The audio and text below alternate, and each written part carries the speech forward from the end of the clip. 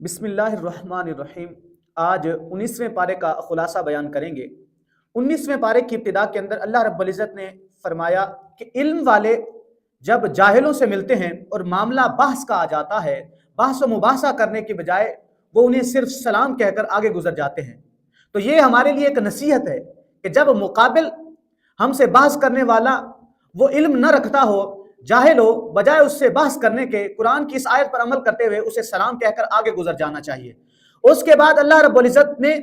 حضرت موسیٰ علیہ السلام کو جو کتاب عطا کی اس کا ذکر فرمایا، اور ان کے معاون اور ان کے نائب حضرت ہارون علیہ السلام آپ کے بھائی کو بنایا، اور ان کے بارے میں بھی فرمایا کہ جب موسیٰ علیہ السلام کوہ طور پر جاتے ہیں، جب اللہ رب العزت کے ساتھ کلام کرنے جاتے ہیں، جب کسی محاذ پر جاتے ہیں تو پیچھے اپنا نائب حضرت ہارون علیہ السلام کو بنا کر جاتے ہیں۔ تو بنی اسرائیل کی قوم حضرت ہارون علیہ السلام کو ان کی اتباع اور ان کی پیروی کرنے کی بجائے، ان کی بات ماننے کی بجائے وہ بچڑوں کی پوجا کرتے ہیں اور اللہ رب العزت کی وحدانیت کا انکار کرتے ہیں۔ اور پھر حضرت نوح علیہ السلام کی قوم کا ذکر آیا کہ حضرت نوح علیہ السلام نے کتنے سال اللہ کی وحدانیت کی دعوت کی اور اللہ رب العزت کی توحید کی دعوت دیتے رہے، لیکن ان کی قوم اسلام قبول نہ کیا اور انہوں نے اللہ رب العزت کی توحید کا انکار کیا۔ تو پھر ان کے پاس عذاب آیا اور اتنا بڑا سیلاب آیا کہ سارے نیست و نابود ہو گئے، اور حضرت نوح علیہ السلام کی کشتی بچی اور اس کے اندر جو موجود تھے وہ بچے۔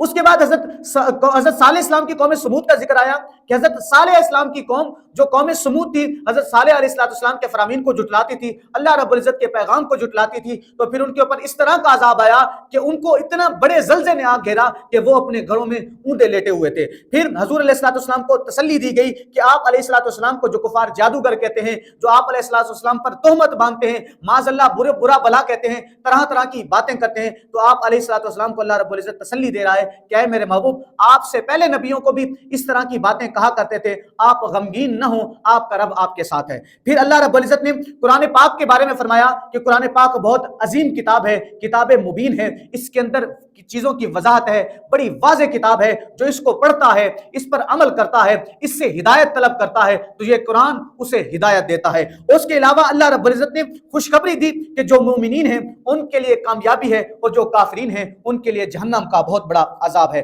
اور پھر حضرت سلیمان علیہ السلام کا ذکر آیا کہ اللہ رب العزت نے انہیں کتنی بڑی بادشاہت دی تھی اور جنوں کو ان کے تابع بنا دیا کہ جن ان کے خادم ہوا کرتے تھے، اور چرند پرند کی باتیں آپ سن لیا کرتے تھے، حتیٰ کہ اگر رینگتی ہوئی چونٹی بھی اپنی دوسری چونٹی سے کوئی بات کرتی تو حضرت سلیمان علیہ السلام اس کی بات کو سن بھی لیتے اور سمجھ بھی لیتے۔ یہ اللہ رب العزت نے انہیں اتنا بڑا معجزہ عطا کیا تھا۔